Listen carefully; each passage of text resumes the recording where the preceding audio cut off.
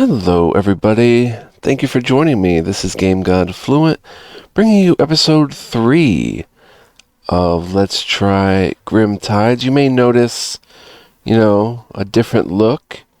If we go ahead and minimize, a bit of a different thing going on here. Some different apps. I'm actually on a new laptop, and this is going to be the first video that I record on this laptop. I think I have everything set up properly. And from here on out, you can expect my videos to be much higher quality. It might not show in like Grim Tides, but it will definitely show in the more demanding of games. But yeah, let's get into Elzarius. Boom, here we are. Okay, where did we leave off? I have 182 gold. There's an iron shortage, right? Yep, the blacksmith is inaccessible. We have Bohemica. Okay, we have a few things. Bohemica plus sulfur makes an invisibility potion. Looks like that's all Bohemica's used for now. So, what about blood moss? Blood moss wine, which restores morale.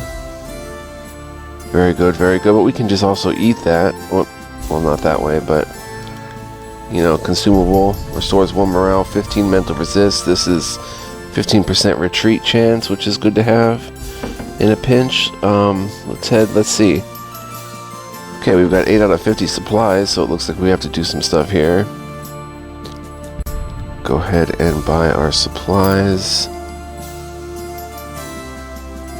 Explorers swear there are half-submerged remains of some ancient civilization farther to the south. Sunken ruins, they call the place. Buy more supplies, so that's a rumor.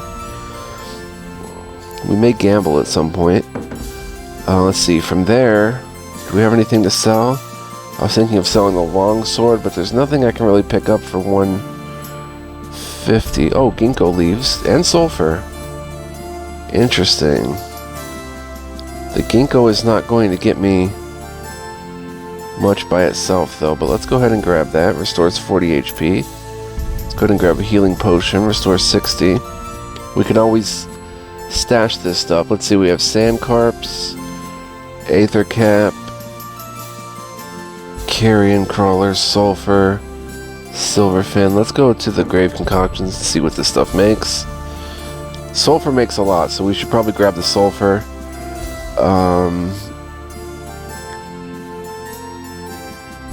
I think this was there. Aether cap.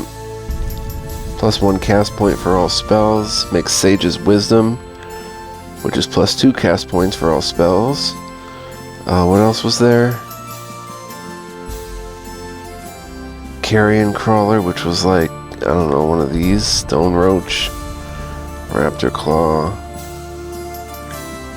Mutagen. Okay, so we're quite a ways away from that stuff, so let's go and maybe grab. Let's head to the stash. Stash some of this stuff. Let's see. The grapes are 15 HP, 7 supplies. We can keep them. Stash the Bohemica. 1 morale, mental resist. We can stash the Blood Moon extract, and for now, stash the ginkgo because I want to eventually craft with it. And I guess we can stash the longsword because, well, I don't feel comfortable doing that. Let's stash the liquid. I don't know.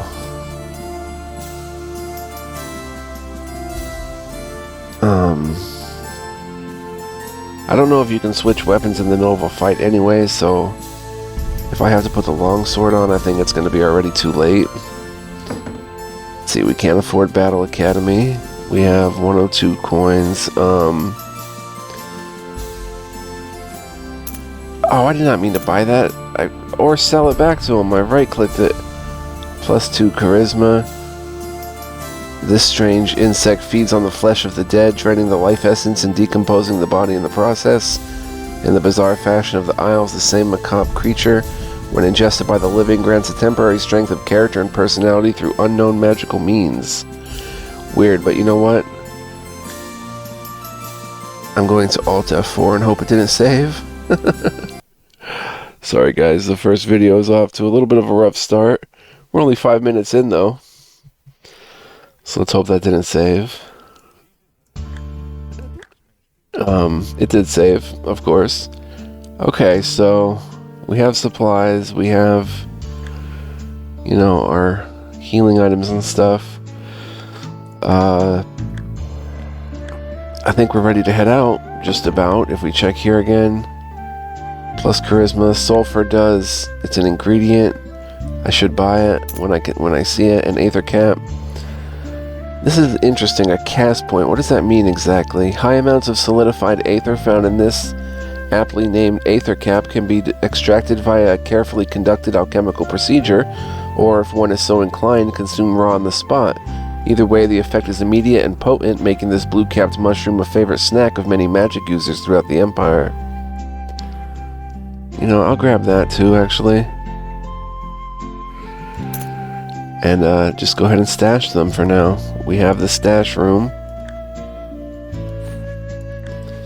Why not? Alright, we have what we need. Let's head out. And enter level 4 of the dungeon. So let's go. Okay. Goblin Warrior is up first. Let's hit him with some Dragon's Breath. Some hot Dragon's Breath. And attack. Now let's see. Can we put on the longsword? We cannot.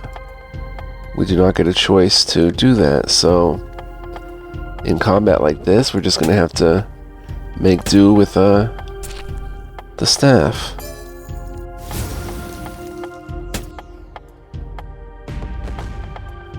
Okay, 5 gold, 10 XP.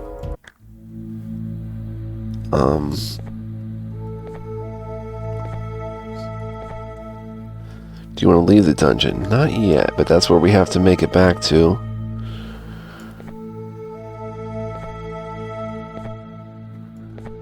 When we do want to leave.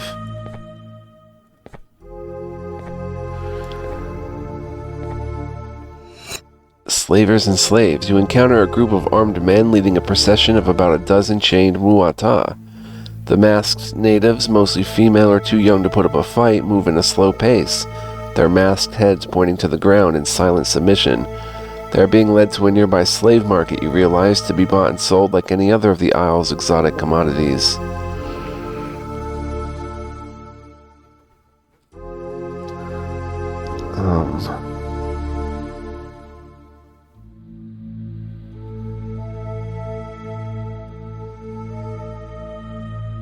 Well, if I look around, that might give me a better chance to...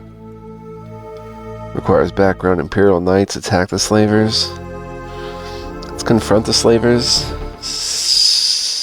What was it? Failure? Failure.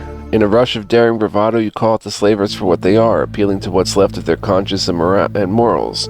The group only laughs at you, tugging at the chains of the captured muata even harder than before.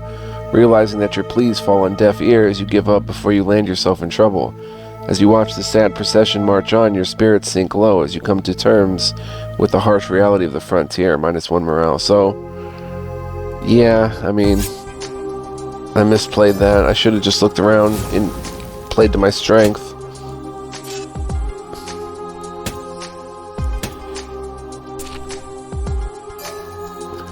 So far, so good, though. 6 gold, 10 XP.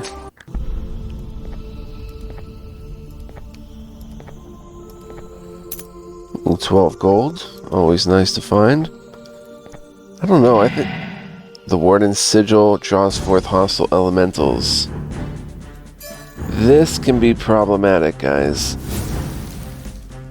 Very problematic indeed. 2 and 2. Maybe not too bad.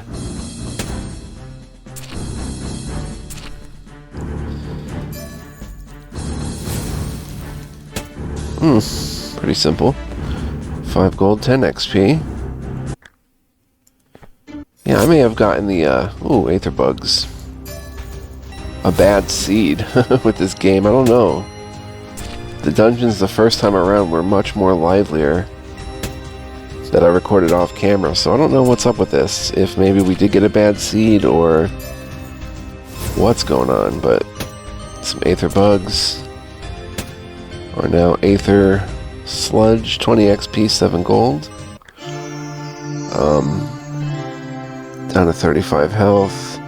Let's go ahead and eat the grapes. 15 health, 7 supplies. Looks good.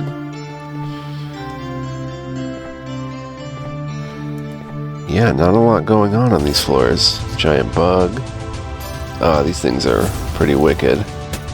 Oh, we did 4 damage. That's surprising. Usually it's 1 damage and done with these guys. Boom. 4 gold, 10 XP, and a Squire's Short Sword. 2 to 3 damage, 15% wound chance, plus 1 damage versus Ogroids.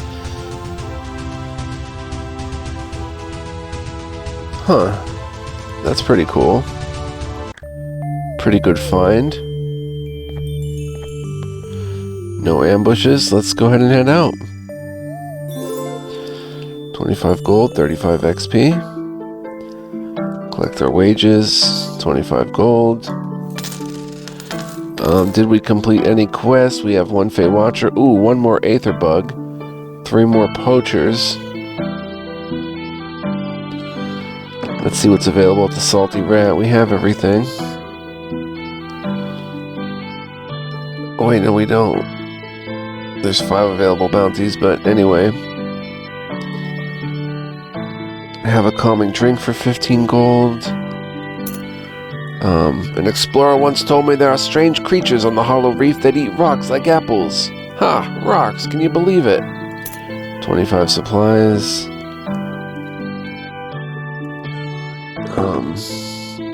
Let's see. We can sell the Squire's Short Sword for 36 gold, 2 to 3 damage, 15% wound. It's pretty nice though. I mean, I might actually sell the longsword and keep the Squire's Short Sword. It's only 1 point of damage difference. So yeah, I'll go ahead and sell the longsword for 41. Keep that. Iron ore. A chunk of iron ore in its raw form, not usable until melted into ingots. Adept boots. Plus 1 spell power. A pair of secondhand adept boots reinforced with a minor spell boosting enchantment. I'm almost certainly going to buy them. Bard's Loot. 10% chance to restore 1 morale when entering combat. It's an equipment for the offhand. An exquisitely crafted wooden lute with a set of matching bronze strings. A skilled bard can lift the spirit of a person in the darkest of times simply by playing a few well-timed notes on this fine instrument. I don't know if we could do much with that, but... And Grog restores morale.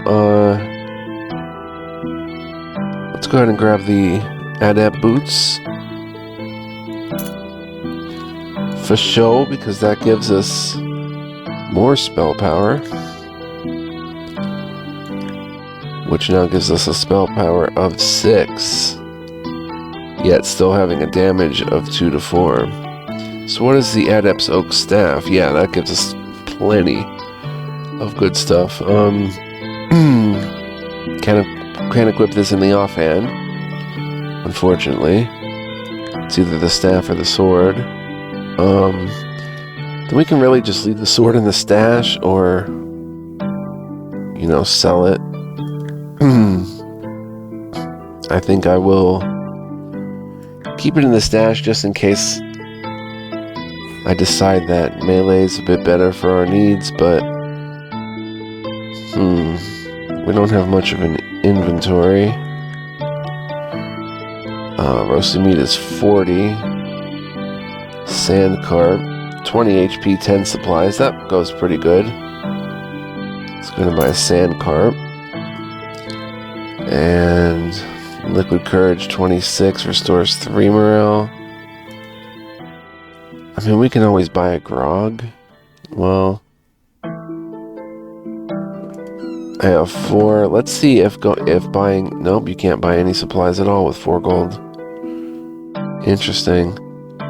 I don't even have 5 gold to bet on a game of dice. So I think I will go ahead and sell this then. Can't really afford thus far to have the luxury of a squire short sword in your stash, you know? Gotta sell that loot. And maybe pick up a silver fin, 30 HP, 15 supplies. What is the sand carp anyway? This unremarkable breed of fish is named for its sand-hued scales and is common enough to be found in almost every corner of the Isles.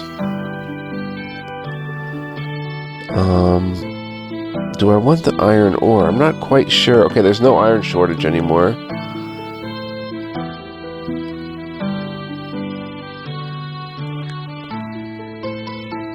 Plus gem. It doesn't say anything raw materials here. And it just said it requires level 3, so we can check out ore when it's time. But it doesn't seem time yet. The arena. Muata Witch, Tamed Raptor. Goblin Warband, Mercenary Squad. Murder Blind Prophet, Kill the Martyr. I guess we could fight this group, but Muata Witch, Pool of the Tide, damage 3 to 5, puts a curse on the target, reducing its damage output. Named witches by the cheering crowd of the arena, Muata arcane practitioners are a curiosity without equal. Their strange approach to magic providing a unique visual spectacle, on top of being a formidable instrument of war. It is said that their fluid, dance-like spellcasting techniques are influenced by several natural archetypes that shape the daily existence in the Isles, such as the ocean, the sky, and the jungle of the archipelago. And tamed raptors, 36 health, they each do 3 to 6. Rend flesh, damage 5 to 6. A savage strike that can cause mental trauma, reduces morale.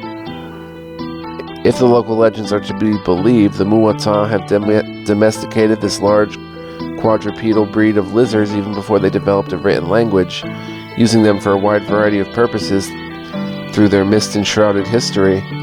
From pack animals to trained combat companions, these raptors can be as tame or as vicious as the situation demands, not unlike their masked handlers, in fact.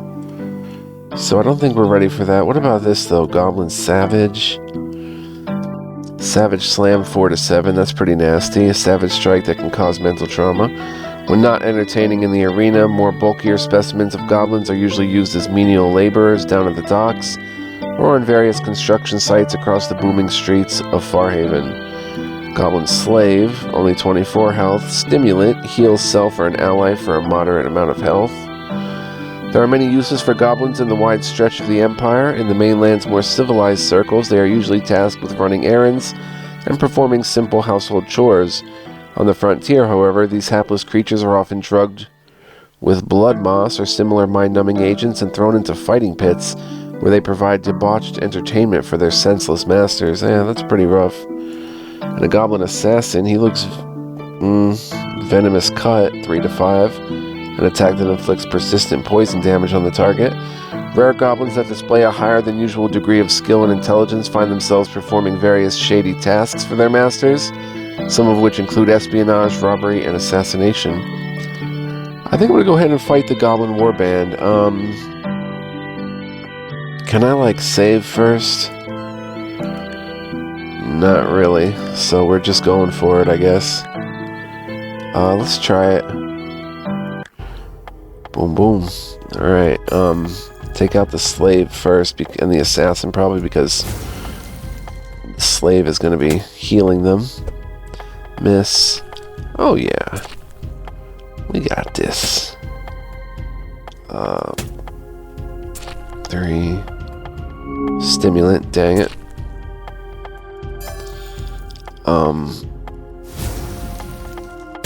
Oh, that was a good hit. I don't really have many healing items, though. There goes the slave. And I'm out of Dragon's Breath for the whole combat. That's bad. Venomous Cut. Yeah, that's real bad. Especially when I'm down to just a quarterstaff. Oh, wow.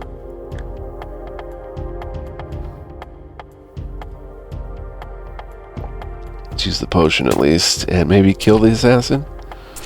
Not yet. There we go. Yeah, this is going to be rough. This is going to take like 8 turns. Maybe not 8, but... is it even worth it? Out the resources used.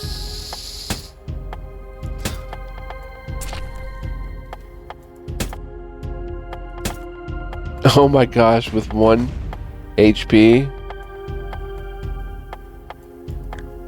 You are done with the arena for today. Rest and come back another time. Can we rest, or... we're literally at 1 HP. Okay, no, it restores our health. Good to know. So I saved a sand carp there. Very good, very good. That made it a bit more worthwhile that I was able to do that. Which means then, you know, we can possibly buy a roasted meat of some unidentifiable jungle critter. 30 and 15 supplies, or 40 and 20. Honestly, I think 30 and 15 will be just plenty. And the iron ore... I don't want to pay 25 for it. The money is tight thus far, so we have to keep that in mind. Journal. We did not finish a quest yet. We need, again, another bug. 3 more poachers. Okay, so let's get on it. Let's see how long we've been playing. 21 minutes, but everything seems good. Let me test something, actually, though. Make sure the game audio is being recorded. I can't seem to actually test that. Can I put this always on top, maybe? Alright, let's try that. Aha, music playing just fine. Okay. Alright, let's see, we're done here then. Let's head out and head to Mystic Grove and I guess do dungeon level 5. We're going in order here. Obviously, but I don't think we can go back. Oh, precious resources. As you make your way through the gloomy shade cast by the ancient trees, you can feel the invisible pressure of countless ages weighing heavily upon your spirit, making you feel small and insignificant in the grand scheme of things. The feeling is only amplified by a strange, almost palpable sensation of static in the air, as if the forest itself resists your passage, sending shivers of unease down your spine and making the warden sigil on your chest shimmer with sorcerous light. The Mystic Grove, a lush primordial forest situated southeast of Farhaven, has been a reliable source of natural resources for the colony's ever-increasing appetites ever since its founding. One of its most prized commodities, ironbark, is a unique sort of tree that grows in the area.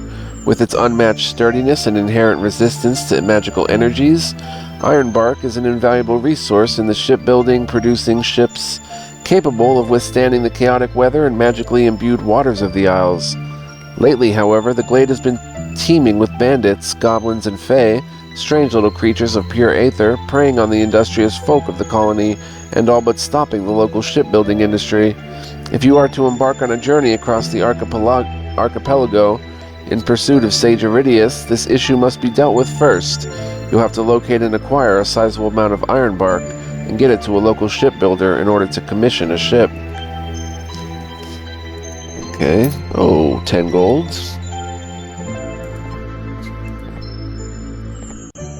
There's the door out. We definitely don't want that yet. Oh, good, a poacher. Perfect. Perfect poacher. We need... after this guy, we need 2 more then. Oh man, he did 6 damage. Alright, 6 gold, 10 XP. No, do not retreat. Come over this side. A strange encounter. Walking along the coast at a steady pace, you suddenly spot a skeletal figure propped up against a palm tree. As you draw near, you realize it is in fact a skeleton. Judging by his worn leather coat and a black patch covering his empty eye socket, you suspect he was a pirate once. Your suspicion is confirmed when he slowly turns in your direction and greets you in a shaky, clacking voice. Ahoy, matey. Once a bounty I came across in the old days. Just 15 gold pieces for a dazzling adventurer like yourself. A bounty? I would rather try to flatter him. Success. You admit it being a freelancer for as long as you can remember and perform and profess an unusual feeling of kinship with the long-skeleton pirate who's undoubtedly seen many adventures in his earlier days. The pirate is visibly flattered by your words and giving a hollow but strangely merry chuckle through the remains of his rickety teeth, agrees to give you something special from his collection free of charge. Ring of Minor Endurance. Cool. We're already using the Ring of Minor Agility, which is +1 agility. What would this be? +1 endurance. I forget what the stats actually do. Endurance modifies health points and poison resist. And agility, evasion chance, and combat retreat chance. Evasion chance is pretty good, so let's leave that up. Because I don't think endurance... Yeah, it's just poison resist, which we currently have 0%. Okay. Probably sell that. Let's head this way. Combat with a Fey Watcher and a Straw Effigy. I think we have a quest for the Fey Watchers too. There goes another one of them down. Cool. Mutagen. That's new. 9 gold, 22 XP. Approaching the next level, which would be level 3, I believe. Mutagen, item tier 2. It's an ingredient. Mutagen is a staple ingredient of many alchemical recipes. One without which the science of alchemy wouldn't even exist as we know it. It was discovered in the 1024 first era by the esteemed member of the Sun Court and unsurpassed genius in the field of transmutation, one sage Fidulius. Fidulius, always thinking outside the box, had the crazy idea to infuse a well-known, albeit unremarkable, alchemical catalyst with the tiniest speck of unstable essence from the realm of chaos itself. To the great joy of alchemists worldwide, the result was a blob of chaotic matter that was, despite its inherent volatile nature, still safe enough to handle in a controlled environment of a laboratory. So that stuff is good for, obviously, alchemy.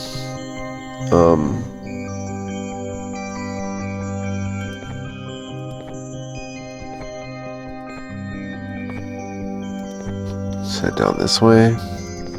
Oh, I kind of got myself in a tricky position here.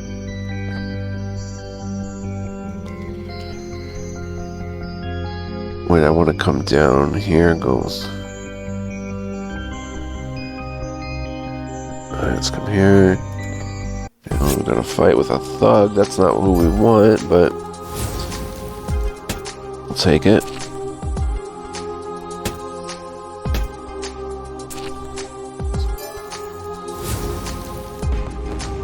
Very good, very good. 12 XP, 7 gold.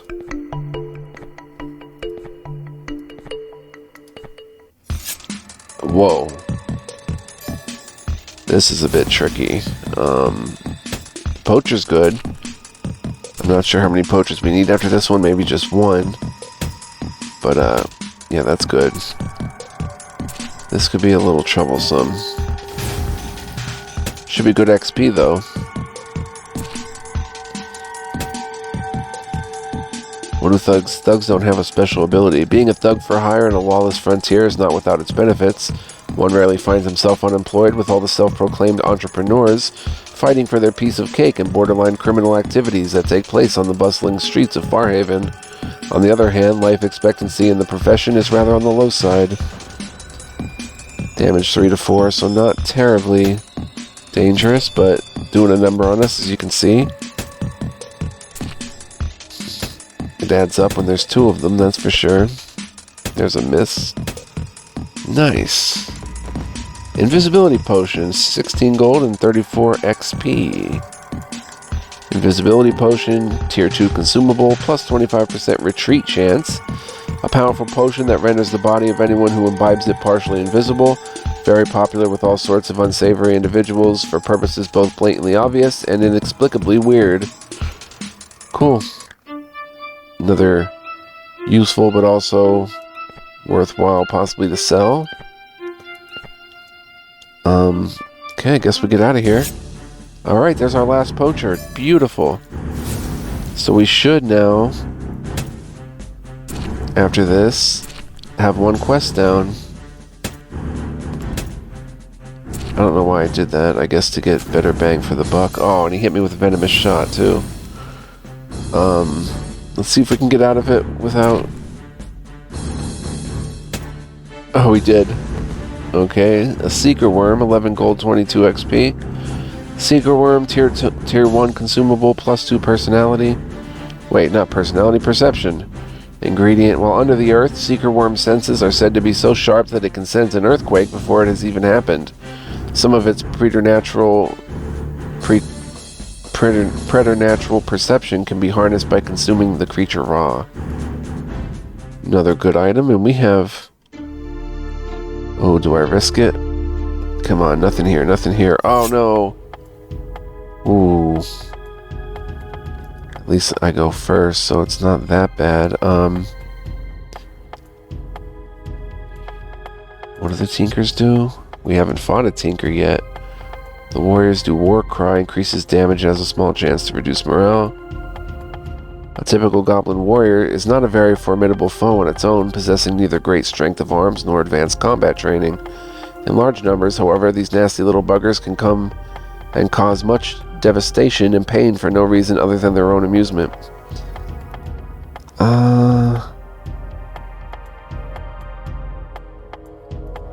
I probably need to do the 30, so let's just do 30. And then, Dragon's Breath on 2 of them. Maybe 30 was a little overkill.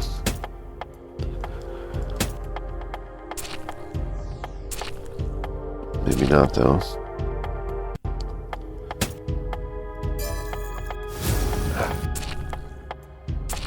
Might have to use the 22. Dang.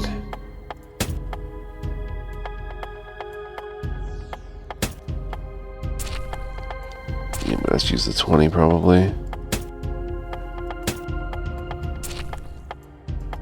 Maybe not.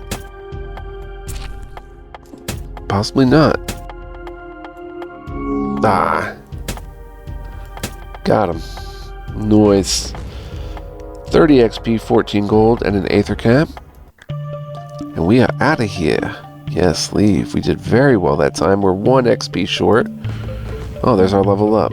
Plus 2 wages in gold. So that should take our wages up. We got 25 gold, 35 XP. Plus collecting wages here, which is now 27 gold. Very nice. Boom. So let's see. We're not going to level up this episode. We're 33 minutes in. I will... we have 155. I should probably get a battle skill next, because I think that's what's going to be most useful. Like, I am gifted, so skills are 10% cheaper to upgrade, so I should probably pick a good skill here for, like, the staff, which would be probably crushing. Either that or... yeah, that has a 60% chance to stun for 1 turn. But then there's also possibly utility. 6 HP, 1 damage. Adrenaline Rush. And then there's also Arcane. 15% chance to reduce cooldown by 2. Oh, that's not going to be good for us just yet, though. We need more like basic utilities. Hacking, 4% chance to insta-kill. Always crits, that's pretty cool. Stabbing. Stab an enemy in a blade dipped. Oh, venomous stab. 2 damage, minus 4% crit. It won't crit, but it will do some damage. And with poison. And pommel strike, plus 1 damage, 75% chance to mute. Of course, only usable with slashing weapons. Then we have spells. We're level 1 in Dragon's Breath. We could take it to level 2. Oh, that's 300 gold and requires level 6, so... we can do a Thunder Strike, which has 60% chance to stun. Earth and Sphere. Oh, did I mess up? Oh my gosh, guys. We could have unlocked any of these. These aren't going in order. Like, all of them are 200 to unlock. Wow. So I literally just picked, thinking that that was the start of the chain here. I'm so silly sometimes. Look, this Immolation. We're going to have to go through these next episode. Creeping Cold, Earth and Sphere. All of these could be viable. Arcane Binding. Wow, I could have been making a much more interesting, for myself anyway, character. Ethereal Rain, Arcane Binding, Arcane Armor, Cycle of Life, Aspect of the Beast. Oh my gosh. And is that the same for skills too? Yes. Cleave. Oh my gosh. Wow. Here oh my gosh, I apologize profusely to Monomyth for so poorly showing his game off that, like, oh yeah, you gotta take, you know, Dragon's Breath, the first fire spell in Elements. Like, bro, you could take any single one. And we'll go through all of these next time, because there's a ton of them. And, I mean, look at Celestial Judgment. Just, there's wild stuff here that I did not even look at. Wow. That is so crazy to me. Here's Charge, half weapon damage to all, 24% chance to stun all enemies. Stun Expertise, plus 3% chance to stun for 1 turn, plus 1 damage versus stun. It's a passive. Wow. Yeah, there's a lot of skills here, and I apologize again for not paying any attention whatsoever. Thought I was, but sometimes it happens, guys. So anyway, next time we'll level up. We'll look at some of these.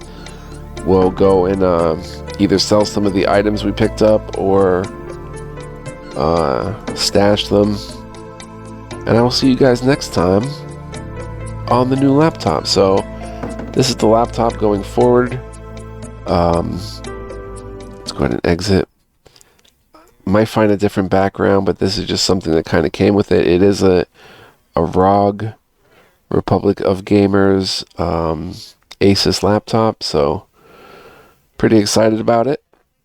It can play quite a bit on high or ultra settings, I think, but don't expect to see this in any videos in June or even going into July, because I have things pre-recorded already from when before I got this laptop. So you'll see this laptop in action like down the line a bit, but you will see it in action nonetheless, and then it'll be going forward.